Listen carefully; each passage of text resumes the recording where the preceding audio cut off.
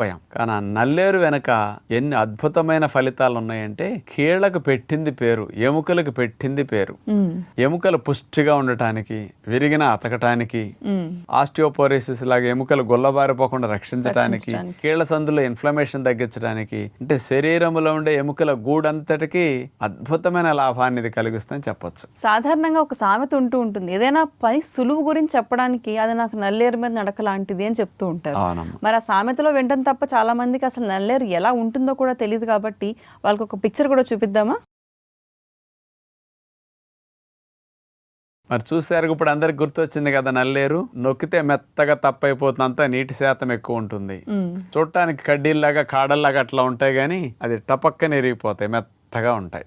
మరి డాక్టర్ గారు ఇప్పుడు చెప్తున్నప్పుడు మీరు నీటి శాతం గురించి మాట్లాడారు కాబట్టి, నల్లేరు కాడలో అసలు ఎలాంటి పోషకాలు ఉంటాయి, వాటిలో ఉండే విలువల గురించి చెప్తారా? నల్లేరు పౌడర్ మార్క్